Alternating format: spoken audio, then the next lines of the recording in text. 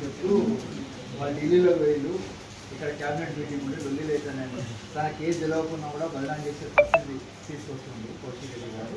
తనపైన చట్టరీత్యా చర్య తీసుకోండి అనే వాక్యాలు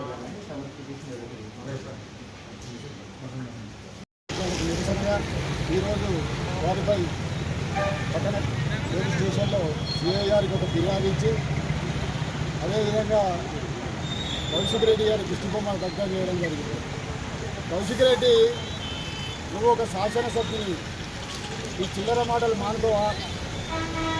నువ్వు ఏమైనా చేయాలనుకుంటే ఇక్కడ రాజీనామా చేసి కలవకుంట కుటుంబానికి నువ్వు వాళ్ళకు బానిసగా బతుకు.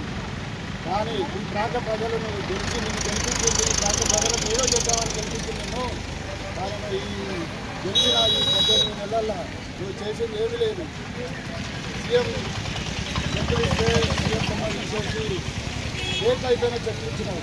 అయినా నాయకులు తెలంగాణ రాష్ట్ర ముఖ్యమంత్రి రేవంత్ రెడ్డి గారిపై అలాగే రాష్ట్ర మంత్రులపై అనుచిత వ్యాఖ్యలు చేసిన కౌశిక్ రెడ్డి దిష్టిబొమ్మ దగ్ధం చేయడం జరిగింది. అలాగే తనిపైన కేసు నమోదు చేయాలని ఇలా జమ్మికుంట పట్టణ కాంగ్రెస్ అధ్యక్షుడు శుంకర్ రమేష్ గారి ఆధ్వర్యంలో సిఐ గారికి పిటిషన్ కూడా ఇవ్వడం జరిగింది. మరి రాష్ట్రంలో ఎక్కడ లేని విధంగా ఈ కౌశిక్ రెడ్డి పేరు చెప్తేనే గలీజ్ అనే పరిస్థితి తీసుకొస్తున్నాడు. తను చేసిన వ్యాఖ్యలు ఎటువంటి ఆధారాలు లేని ఆరోపణ. కేవలం రాష్ట్ర ముఖ్యమంత్రిని, రాష్ట్ర కాంగ్రెస్ పార్టీని, రాష్ట్ర మంత్రులను బదనాం చేసే కార్యక్రమం పూనుకున్నాడు. మరి మేము మా హుజరాబాద్ నియోజకవర్గం అని బయట ఎక్కడైనా చెప్పుకుంటేనే ఇజ్జత్ పోయే పరిస్థితి ఏర్పడ్డది. మరి కౌశిక్ రెడ్డి గారు, మీరు గౌరవ ఎమ్మెల్యే పదవిలో ఉన్నారు. మీరు మాట్లాడే ముందు ఆచితూచి మాట్లాడాలని సందర్భంగా తెలియజేస్తున్నాం.